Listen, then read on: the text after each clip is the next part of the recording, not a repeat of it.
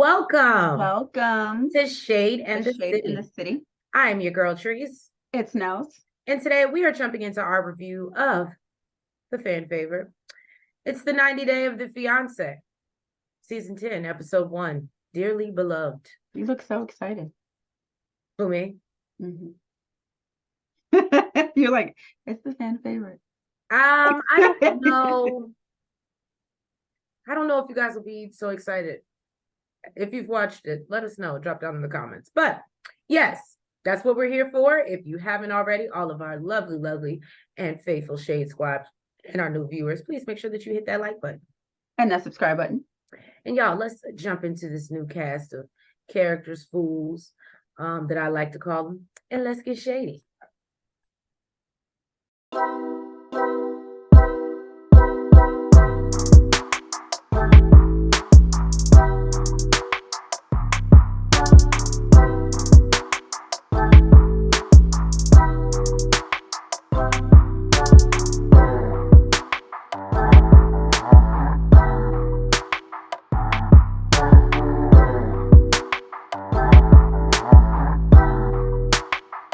Meet Ashley from Rochester, New York. She's 32. She thinks she's unique because she's a Black Ashley. And I said, not really, because I know several. Right? I was like, right. Okay. I'm a unicorn. Right. She's a witch. I guess that could be unique. And says her spirituality guides, her spirituality guides her whole life. You know what? After seeing what's her face and all these spiritual guides and everything, I don't think that's unique either. Right. She decided to study biology in college because she always felt like she was going to do something with the earth, work with Mother Nature and whatnot. And so she ended up traveling to Ecuador, Jesus Christ, on a class trip. And that is where she met Manuel, who is 36 and a construction worker.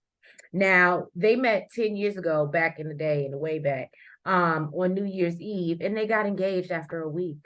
Okay. I've heard shorter. You know what I can respect about all these, I'm not gonna call them fools, all these people, they've all met. Okay. I can respect so far that we haven't met the whole cast. That's true. That's true. So far. Yeah. But yes, we'll give them a little bit of grace because they at least have actually met these people. But I don't know. When I read that over, it makes me think he proposed to you after a week. It's giving green card. But anyway, so then after they got back to the States, they broke up. They were separated for 7 years. This girl was in a whole long-term relationship. And then, after they broke up, like we all know as women, men have like a sixth sense about them, and they just love to spin the block and see what you up to. And so, she ended up getting back with Manuel, and she admits that he's an F-boy. And I said, well, the first step is admitting. And however, she still got her butt on a plane in the middle of the demic, and went to go and see Manuel, and he proposed again. So, now Manuel also is very much Catholic. And she doesn't know how he's going to deal with her witchiness. Now, she's also worried about the long journey that he's about to take because he's never been out of Ecuador and he doesn't speak any English. And he's traveling one day before the visa expires. Her spirit guides or nobody, the earth, it didn't tell her. I just always... So wait, when people like psychics and stuff like that, not saying that life don't happen to you, but when I feel like when you have such a great, you're so in touch with the earth and the spirit guides and they tell you that you might want to book the ticket a day earlier. My thing is, I thought you have to be married before the visa expires, right? It's a K1 visa. I thought you have to be married before the visa expires. Don't get me here lying, because again, they clearly have not done things in order the way that I guess it don't take much to just go down to the courthouse, I guess. Well, no, well, I guess that, look, I hope she prepared for that too, because sometimes that's a waiting period. So right. So now Ashley sits down with her friends and reveals that Manuel lied to his mother about where he's actually going. And he made it sound like he was just working at some different random construction site somewhere else, far away. And he does that for a living and does it for months at a time. So she's not sure when he's going to tell his mother.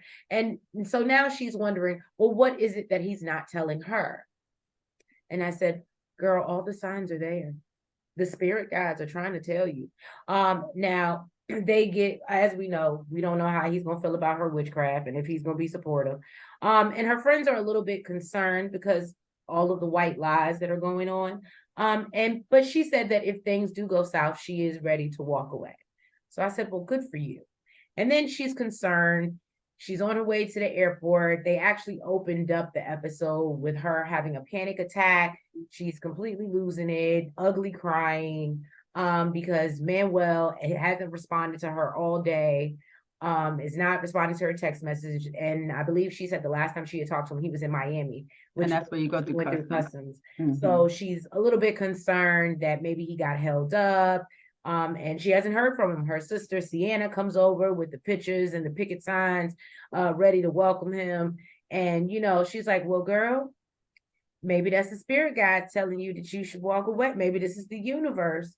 But she wants to go full speed ahead with the plan, which again, the plan sign's kind of off already, but it don't really sound like it was much a plan. It sounded like it was some makeshift put together. Right. But she said she's going to continue on with the makeshift plan, and she's going to the airport to pick him up, as she ugly cries and hyperventilates on the highway. All right.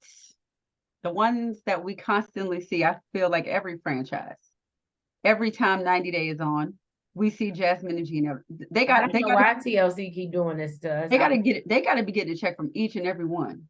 Clearly, you know who they reminded me of? Safari with Love and Hip Hop. They everywhere. They on everything. Well, anyways, Jasmine is getting picked up by her friends on a party bus for her bachelorette party, because she ain't gonna be there. They ain't gonna be able to celebrate and be there for her wedding. So she wants to celebrate before she moves to the US with Gino. Jasmine says that they met 3 years ago online. Gino was super nerdy. She thought that it was cute because, she doesn't like the traditional good-looking guys because she's super jealous. So at least he ain't good looking. I thought she was really just delusional. She said she fell over heels for his belly fat, his flamingo legs, his sharky nose, and his non-existent lips. But she likes it. Let somebody point out all my flaws and say, this is why I love you. It's gonna be a problem. So she says that when she first went to the embassy, she couldn't have her interview. She was completely devastated. We remember that. Right. They rescheduled it, and within 10 minutes into her interview, she was approved. Right. Now, dramatic for no reason. We see Gino walking out of his job with a whole box of his stuff that he's been at for the last 30 years. Apparently, this is his last day. He's taking a sabbatical. Does he have a date and time when he's supposed to come back? I don't think so. No, I'm sorry. I think it's called leave of absence. That's what he said. That's what he said. I think he said for a year. He said a year or so. Usually you have a date when you're supposed to come back. But, listen. He'll be back before a year because Jasmine ain't going to have it. I don't know why he even, I don't know. He said that he wants to do this because Jasmine is his priority. If Jasmine is your priority, you know that she got stuff she wants that you need to go to work for. I think he's more concerned about her being at home by herself and her exploring and going out and about by herself. And to the point you quit your job, sir, you should have just left her where she was at. Especially how she has no problem being like, I'm gonna go somebody else. Yeah. What's funny to me is he's concerned about them fighting daily like they always do. Don't you think that's going to be worse when you're home with her every day? No. I think I actually, based off the previews and based off how we saw last season kind of end towards the end, I think Gino absolutely knows once he gets her over to America, the ball is in his court, and that's why he hasn't. He's like, it's gonna change. She can want what she want, but you're on my time. I furnish all this, and if you don't like it, you can ask back home. I mean, he doesn't want her to, but the ball is in his court at this point. She's isolated. I mean, it's not very healthy relationship wise, but he absolutely knows that he has the upper hand in this situation, and she can yell, scream, and cry, and whatever. She can also be outside. So Jasmine has got her ass done, y'all. She got some butt implants. Okay, she said she was losing weight and she was losing her ass too. And that's the best thing that Gino likes on her. So she had to make sure she got something back there to fill in. She likes it so much that she was shaking it outside the bus window to the police officers. They ain't pull over the bus, so apparently they liked it too. Now, Gino had no idea about these butt implants because he sent her an allowance for her wedding dress. But apparently she felt like the wedding dress is here for one day and the ass is here forever. So that was a better investment. She's really not concerned about his reaction because she said it's too late. She already spent the money and she can't take it out now. I hope he makes her walk down the aisle in a bag. He gonna get her another dress. I know, but I really do. I hope he'd be like, well, you spent it and I'm not working. And I just don't see that being a good investment. And she know her man. That's why she did it. Now apparently Gino has some secrets of his own. He said, financially he's been taking care of her, but she's become very spoiled. Reality is going to hit her when she gets to the US because he's no longer working and she's not aware of this. But he doesn't want to tell her until she get there. Right. Just like he won't find out about her ass until she get there. Now, Jasmine is at her mom's house packing up and to say bye to her kids. Her eldest son, Quancy, says that she's super close with and does a lot of things with that, I guess the dad won't allow. But she also has a younger son named JC that she didn't mention very much. She just said his name. No, I was like, do you even like the other son? The way you don't even talk about it. It was the way that she presented it because I really could have just thought that maybe because he's younger, she didn't want him on camera or something like that. But the fact that she said, yeah, I'm really super close with the oldest one. And then that was like it. And then we don't know nothing about JC. And even if you look at the pictures when that's what I'm saying. All the pictures are just of her and Quanti. Mm-hmm. So with JC, he didn't even look like he was in the house. Well, anyways, she got a message from her sister-in-law basically giving her orders on what days she can get married. Because she'll be vacationing in Florida. How do you feel about that, Trace? Especially when she showed the message. Because when Jasmine explained it, I was like, girl. But then when she showed the message, I was like, okay. How'd you feel? I did feel, I would have probably taken it as a little bit bossy, but at the same time, I understood what Gino was saying. Like, I think that she could have led with a, hey, Jasmine, we really want to be at your wedding. Like, it could have definitely been done differently. More like a suggestion than an order. Right. So it did come off. But again, that's how things happen when you do things via text. And I think even via text you can come off not as cold.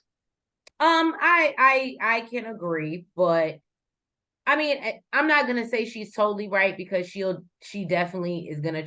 I think she takes situations. Don't get me wrong. You can be wrong as hell in a situation, but Jasmine will milk that shit.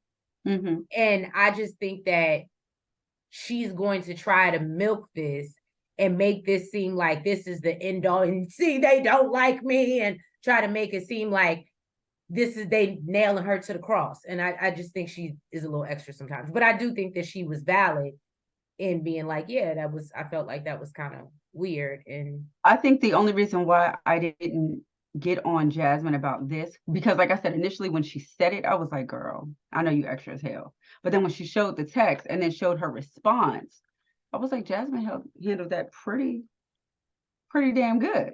Because I would have responded rude back. Yeah, that too.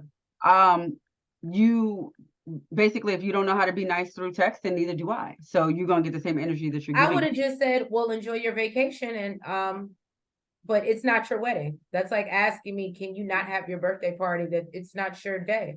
And my thing is, I mean, it was mentioned later, but Gino, I don't see why Gino couldn't just say it, because he was like, oh, we were just discussing it, and she sent the text. If she felt the need to be a rude bitch, why couldn't you just send a text? Or why couldn't we just discuss it? Hey, hun, my family's going to be on vacation. Can we try to plan around this? I would want to know why she even has my number, but that's a whole nother. It's not like it'd be different if it was like, oh, that's gonna be my sister-in-law and we have a great relationship. Y'all not even cool like that. Why does she have your number? It seemed like it was the first text, unless Jasmine deleted the thread before that. It seemed like it was his first text. So they really don't really talk like that. Right. But yeah, basically Jasmine said it's not what she said, but how she said it. It made her feel like she's not accepted by the family or loved. Which we basically just went through. So she sat down and explained to her son that her visa was approved and she'll be leaving in a couple of days. And when she gets settled and figure things out, him and his brother will come over there with her. Now, he said he felt good. He felt good about it. Apparently, he got in his mind he want to go to the U.S. He ready to go. Right. Jasmine all over there teary-eyed, like, you ain't gonna miss me. You ain't sad. He like, no, what I need He's to be like, the sooner you get over there, I can go over there. So, and really, you ain't never here anyway. So I'm but used she was like, I'm so much involved in their everyday lives. I said, you live with your mama. They live with your mama. no, they live with their daddy. Oh, they was just at the mama's house to visit? They were, yeah. They live with their dad. Maybe that's why the little boy wasn't there. Yeah. Which makes it even weirder because that's like your visitation and he decided not to come. So they live and you're about to leave to go to a different country and so both of the boys live separately? That's why she was like, when I get to see him, we get to do all the things that he doesn't get to do at his dad's. Yeah, they live with their father. Oh. Can I be very honest with you? And I don't know her backstory, but she seems like she always enjoyed money and has expensive taste. I don't think that I do believe she was a beautiful girl, but she clearly probably had some nips and tucks and things done before she got to Gino. Mm-hmm. I believe that she probably was with a man that had a little bit of money. They probably ended up getting divorced. Well, we know she's divorced. And then I think he got custody of the kids. And I think that she gets to see and I think that he's like, cool, you can have them because it's America and you found another man with some money. But no, I think that's why this whole time she's been running around without her kids. That's just my theory. If y'all want to tussle in the comments about it, but that's just my thoughts on Jasmine. Well, Jasmine took her little baby Coco to a spa day before she treated the damn dog more than let me shut up. She said that she wants him to be the cutest dog in the airport. Okay, so then she got on FaceTime with Gino and he noticed something was wrong with her. So she explained what happened with the rude text and the sister-in-law. And he said that, she didn't mean it like that and you need to have some compassion. So she's like, I'm the one that needs to have compassion when I'm leaving my family and coming up there to be with you. So basically he said, look, this is the way it is. Okay, we're going to do everything in our power to make sure that they're at the wedding. Point blank simple. That's what it is. And then they basically said that, they'll speak to each other later. And then Jasmine, she goes over to complain and cry and stuff. No, but I did like when she was like, well, go enjoy your lovely family. And he was like, actually, they are lovely. I said, ooh, y'all about to get a whole nother Gino. Yes, ma'am. Y'all about to get a whole nother Gino. Yes. And I think I like it. But yes, I'm actually here to watch them this season, even though TLC really could have done without them. Seems like you got a lot of lineup. Did you see the preview? Yeah, that's why I said I'm here for what Gino's gonna be like this season. Now Sophie and Rob. I want to say spoiler alert, but I'm gonna say spoiler alert. Okay. Now Sophie is 23 from London, England. She's a model and a content creator. She said she's been clubbing since she's 12 and she comes from a very wealthy family. We learned that she's mixed race. Her daddy is black, her mom was white. And she grew up in Spain where she was bullied because she was the only black girl in her school. But she's a phoenix that rose from the ashes. She didn't let that get her down. And she found Rob online looking for a mixed race man. So Rob is 32 and lives in Inglewood, California. Rob absolutely gives F-boy. I definitely was like, oh, he's cute. Oh, he seems like he's nice. And then slowly but surely, things started going downhill. Because I don't know if there's... Anyway, we'll get into You know what's so funny? When he showed like his place and stuff like that, and I was just like, this is why I can't do pretty dudes, because usually this is what it is. I like good looking dudes, but pretty, I can't do pretty, because 9 times out of 10, you went your entire life living off of your looks and you didn't accomplish shit. Well, speaking of looks, Rob has no problem admitting that he is shallow. And doesn't care. He also models. He FaceTime Miss what's the girl name? Sophie. Right after they messaged, and they talked on the phone for 8 hours. And then they ended up living together for 2 months. And so she says that she was the one that put the idea of the K-1 visa in his head, and she ended up basically proposing to him, but he accepted. And I said, do we not see that this is going in the wrong direction, my good girl? So what I don't understand is, if you live in the hood, you really don't have no job, you really ain't making no money, your place is not really up to par, why are we not getting a K-1 visa for you to come to London? I'm the one with the money. There's probably better job opportunities over here for you. I have a nicer place. What does he do? Nothing. He can just pick up. Now I got to turn into Jalen. What do you do? What do you do? She said he has odd jobs. He can literally just pick up in one suitcase and take his ass over to London. He said he lived on a cliff or a mountain or some shit before. Yeah. Do it again. Go pick up and leave. So Rob is concerned about their lifestyle differences. She's rich, has maids, and he's putting down rat traps in his home. Roach motels. No, you didn't see that big strip that he was putting under the desk. It was what? That's no, I saw like little black things, like little roach motels. Yeah, but he was putting the big, the big sticky paper. That's for bigger. Oh no, I didn't see that. Yeah, he was trying to catch rodents with that. And he put it under the bed, which lets you know they scurrying. See, that's where I thought he put the roach thingy. Oh no, I definitely thought it was for rats. Maybe I'm wrong. Y'all dropped out in the comments. Let us know. But anyway, so yeah, he lives, like I said, in Inglewood with his dog in what looks to be he says it's an apartment, and I guess it could be an apartment. It looks like it's maybe attached to somebody's house, like maybe they had a garage or something and they turned it into a living space, but the living space doesn't have a bathroom. So he has to go in an outhouse, like old school. Like, I haven't seen this type of stuff unless I've been to an outdoor show. And even then, by this point, I go to places that have reputable, I don't use porta potties.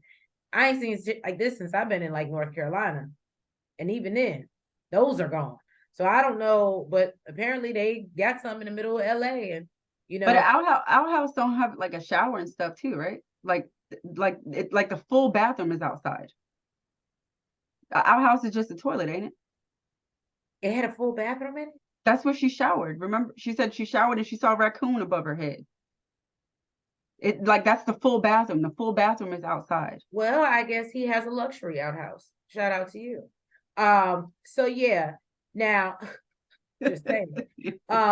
He hopes that these tough times, this struggle love, is stories that he can share with his grandchildren later on in life, and they can sit back and laugh.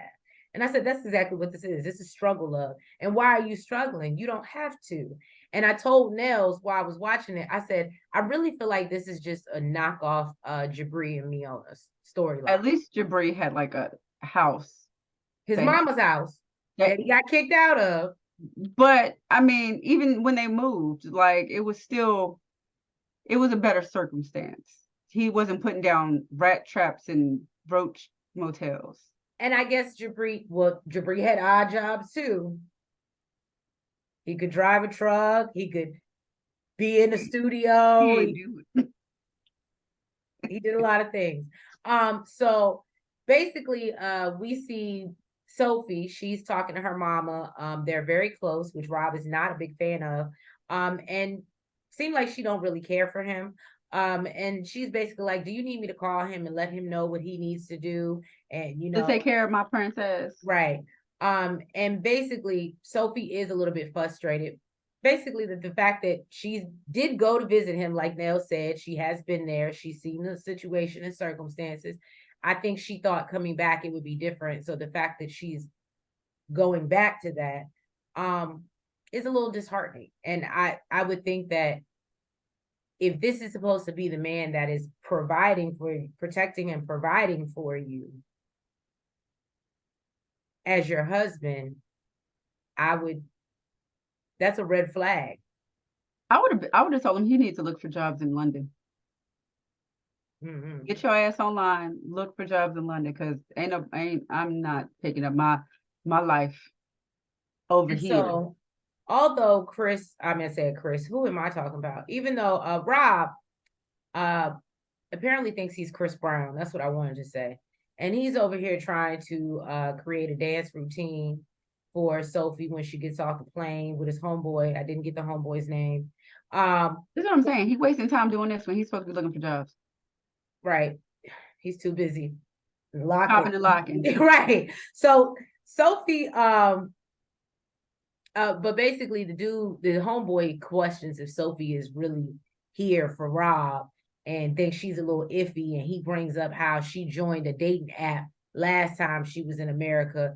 And Rob feels like, well, she did that when we were in Mexico. That's not a big deal. I don't blame her. Look, after she done seen your living circumstances and your ass ain't doing shit to make no damn money. She's trying to find that real LA money. Well, as we get deeper into their storyline, I'm starting to think that she was looking for friends, all right. So what, trying to get back? Huh? What, trying to get back? Get some get back? No. We'll get there. Oh, those type of friends.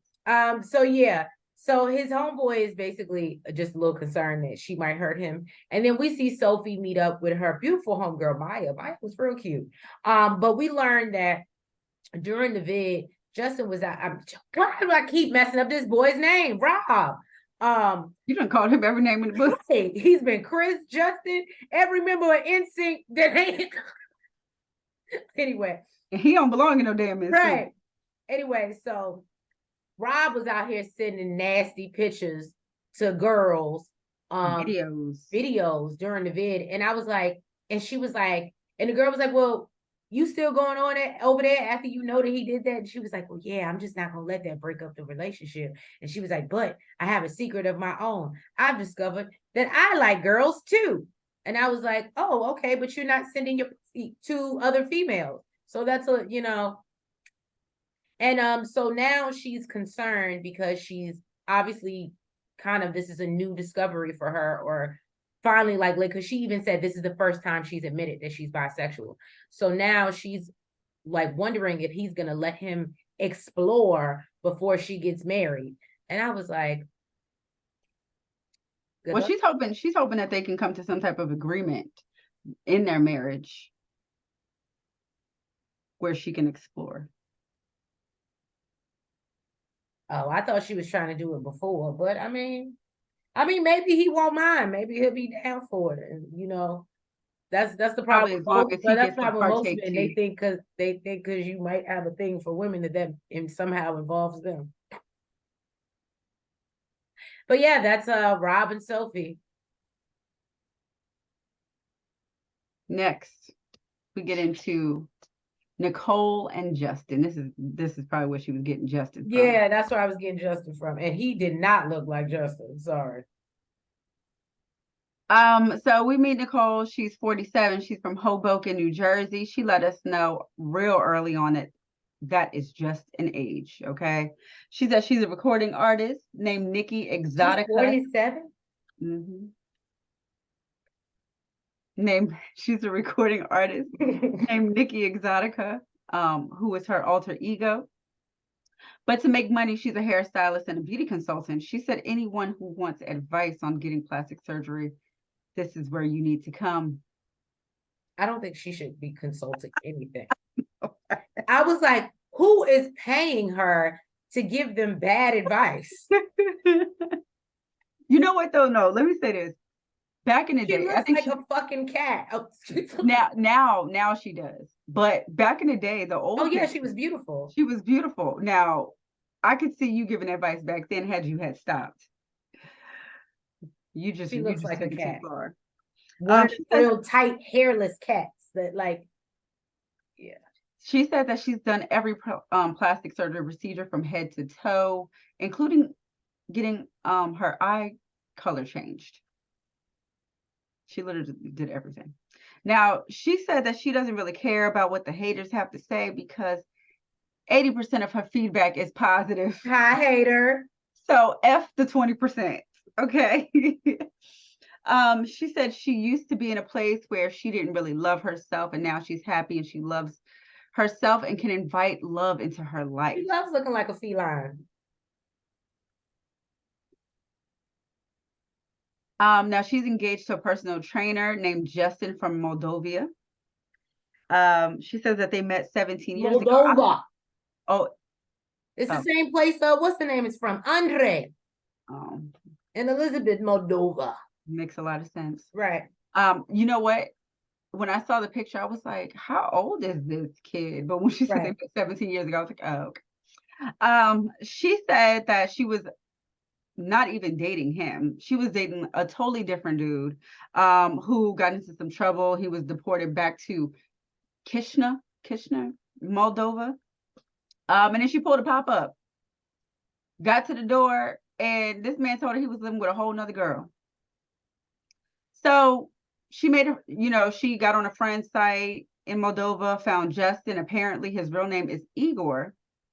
But she said she didn't like that. Yeah, she couldn't stomach it, so she renamed him. I'm actually not mad about that because I couldn't do Igor either. But she said she named him Justin because he looked like Justin Timberlake. She said 17 years ago, though. She said when she first met him. She didn't say now. Only thing that looked like what they had maybe had the same haircut and hair. That's it. Now she said that he treated her amazing. He didn't even try to sleep with her, so she fell for him. On her fourth visit to Moldova, he proposed, and they were approved for their first K-1 visa, and then he came for 2 weeks, and they had some major issues that they couldn't get past. Apparently, he was a lazy ass. He wouldn't cook, he wouldn't clean, he wouldn't do nothing. He just let her do everything and work. So they got into a bunch of arguments, and then during one argument, she finally revealed that she was originally born a man, and he completely freaked. Now, she said that she was about 20 when she had her sex change operation and then was living her life stealth where no one knew, how she was born. She said she was in the closet for a very long time until she got on her truth journey. She said that after she traumatized him about 15 years ago, they reconnected and decided to give this another chance, okay? Then about 3 months later, she took him on a trip to Mexico where he proposed again, and they applied for the K-1 visa again. And apparently you can only do this twice, so this is their last chance at love. Now, Sophie, she gets on FaceTime with Justin, and he told her that she looked beautiful today. Apparently he likes her when she looks more natural. And he told her, when you come over here, please keep this look. She feels that he thought that was natural. You know what he means, without the makeup. Okay. She thinks that it's really just his insecurities because he feels that people can tell that she's trans. And that makes him feel some type of way. So she's more concerned about how his mother feels, because initially the mom really loves her, but since she found out that she's trans, she's had some hangups, and she just really wants to be accepted by, his family. And he says that's not even a problem. Now he lets her know that when they get together, Can I just say, Mwah. Shade Squad, this is maybe unpopular opinion. I don't know. I think that this is just me, and I am not her and her body, so please. But I will say that I think she believes it's because of her being trans, and I'm sure that there's probably some truth to that. But I think anybody, in my opinion, would if you just look totally different from the person that I met, and you have a totally different face, you